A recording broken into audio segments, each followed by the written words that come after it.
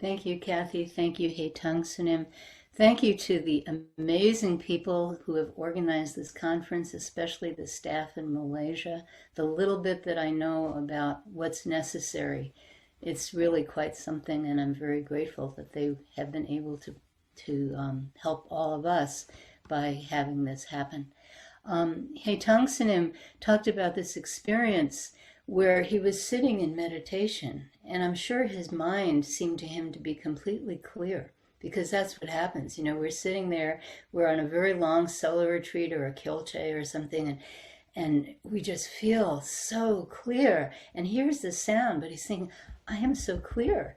I am so clear. My job is to sit here. So he continues sitting here. I mean, we've all done something like this. Usually it doesn't end up in a dead mouse, but we've all done something like this. You know, I am so clear. I am sitting in meditation and samadhi. And meanwhile, this poor mouse is trapped and dies. And, you know, so yeah, so like he pointed out, we have forgotten who we are. We've forgotten who we are. So what I would like to do is go shallowly into the vast collection of the Mahayana Sutras, which for me really helps remind me who I am. And I'm going to actually start with two cases from the Mumonquan, and the first is case 16, where Unlun says, "The world is vast and wide. Why then, at the sound of a bell, do you put on the sevenfold robe?" So we think, oh, this world is vast and wide, and we think it's this world that we know. But it's much more, it's much vaster than that. In the Mumonquan, in the 42nd case, the case where a woman comes out of samadhi and Manjushri can't wake her up, and there's this line down below, past 1,200 million countries, there is Ma Myung Losal. Now that's very interesting. What do you mean down below, past 1,200 million countries? That's quite a lot of countries, all stacked up. You know, what's going on there? And then in the Lankavatara Sutra, and that's the sutra that Bodhidharma brought with him to China, the Lankavatara Sutra, which is this very intellectual, very abstract sutra about mind and all that kind of stuff. The Lankavatara begins with Ravana, who is the 10-headed king of the Yakshas. What are they? Who sees himself, the Buddha, and the sage Mahamati simultaneously appearing on jewel-covered peaks in every direction, along with their cities, groves, and forests. Now that's quite a vision. Imagine, you know, like I'm sitting here and I can only see Kathy and He Tung Sunim on my screen and a couple of black squares of some of the technologists here. And all of a sudden I see them appearing everywhere, simultaneously appearing on jewel-covered peaks in every direction, along with their cities, groves, and forests. That's very interesting. And then in the Avatamsaka Sutra, there's this wonderful two lines. The infinite scenes of the Buddha's miraculous displays appear in all places in a single instance. And there's much, much more. If you read the Mahayana Sutras, there's much, much, much more of this. Almost everywhere, maybe not so much in the Diamond Sutra, but almost everywhere this kind of thing happens, where there are jewels and palaces and many beings. Let's see, the official list of the non-human beings are the Devas, the demigods, the Nagas, the serpent forms, the guardians of the Prajna Paramita Sutras who live underwater, the Yakshas, we've already met one who's a nature spirit, Gandharvas, they're special music spirits, that's nice, Asuras, who are the angry demigods, you know, you see the things in the temples, you know, those are the Asuras, the Garudas, these are birds that eat dragons, which means they're also dragons, the Kimnaras, beautiful voices, the Mahorgas, which is snake forms. That's just the official list. What the Mahayana vision gives you is a universe which is far larger than human beings can possibly comprehend.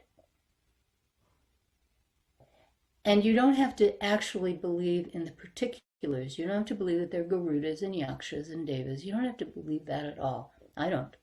But this vision that says what you think exists is only a very, very small piece of what actually exists. This is very important. This is the base of don't know. We really don't know what's out there. We really have no idea. This Mamyambosal who pops up past 1,200 million countries, we don't know what those countries are. We don't know what beings live out in vast outer space. We think they have to be carbon-based life forms because we're carbon-based life forms. They don't have to be. We have no idea. So this vast, vast vision that tells us you don't know everything. You know very little. This universe is vast and wide, far vaster and far wider than your human mind can comprehend. So that's very important. And you have the Pure Lands. So Amida Buddha is the Buddha of the Western Pure Land. This Pure Land is not west of China. It's not west of India. It's west of this universe. This world is vast and wide. And we have this image of Indra's net, where each being is a jewel, and these jewels all bounce off each other. Just like, I don't know if you can see it, but I have this engagement ring, and as I turn it, the light hits different facets of it, and it changes, you know? And Indra's net, we have all these jewels, and each jewel is reflecting light onto every other jewel. They're all completely connected. You can't move one without moving all of them. Nothing can happen to one without it happening to all of them. And then we have the poem from the Morning Bell Chant, which actually was part of our marriage vows. Vowing openly with all world beings, entering together Buddha's ocean of great vows, continuing forever to save sentient beings, you and I simultaneously attain the way of the Buddha, vowing openly with all world beings, not just the ones we know of, all world beings, entering together Buddha's ocean of great vows, continuing forever, not limited in time and space, to save sentient beings. You and I simultaneously, in an instant, attain the way of the Buddha. And you and I is not a very good translation. It's self-other. So it's not me and my husband when we're getting married. It's self and other together, forever, simultaneously.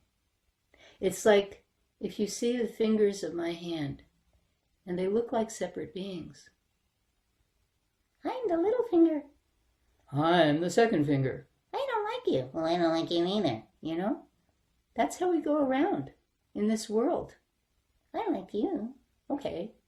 Like that. But I don't like you. Okay. You know? But look. They're not separate. So when He Tongsen talked about forgetting who we truly are, that's what we forget. We forget that we're not separate. We're not separate from anything, from anybody. This Buddha nature is throughout the universe. It's through every object. It's in my watch, has Buddha nature. Put it back so I can see what time it is. My water glass has Buddha nature. You have Buddha nature. Every being has Buddha nature. We can't forget that. Each thing is already Buddha. Each thing is not separate, like the fingers of the hand. Not like this, but like this.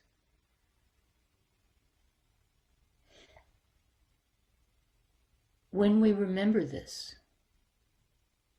then get enlightenment and help all beings is absolutely natural, because we are not separate from those beings. How can we not help? It's completely natural. Just like when you have an itch, you scratch it. Well, when someone else has an itch, that's your itch, because we're not separate. And so this natural function arises when we remember who we truly are. And I want to say a little bit about the word enlightenment, because we say get enlightenment. And that's what we say, you know. Language always messes us up, because language has nouns and verbs, and that's already messing things up, because there are no nouns and there are no verbs. There are no objects, and actions are not separate. But okay, so we're already messed up with language. So we have this get enlightenment. There's nothing to get. You already have it, right? Like He Tongson said, we already have it. And this enlightenment is also not a very good translation, although everyone uses it. It's the word it's translating is bodhi, and what that means, or bod, and what that means is awake. It means you awaken to your true nature, which is the nature of this universe. You know, we have these wattos, you know, what is this? What am I? They're not separate. So awaken to your true nature means awaken to the true nature of the universe. So it's not get enlightenment and help all beings. It's wake up and function naturally in an awakened state instead of the usual state of sleep that we're all in. So entering, continuing, forever, simultaneously. Just do it. That's our job. So after I'd written notes for this talk, I ran across a poem on Facebook by an American poet named Robert Kelly. And it has this weird title, Hylonoetic, which I don't know what that means. And it says, everything that is or was, in any sense alive, has consciousness. Everything with consciousness can talk and does talk. And we can learn to hear. Wood or metal, carapace or bone, winged or worm, they all report. Things think. Matter sings. And our job is to sing along with them. And then, early this morning, I got an email from Kathy Park, who'd read something that I'd written in Lion's Roar, basically about what I was just talking about.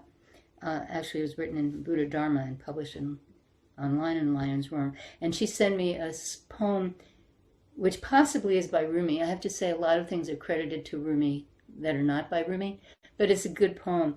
And it says, and it sort of encapsulates this talk, it says, love is the whole thing. We are only pieces. So thank you very much.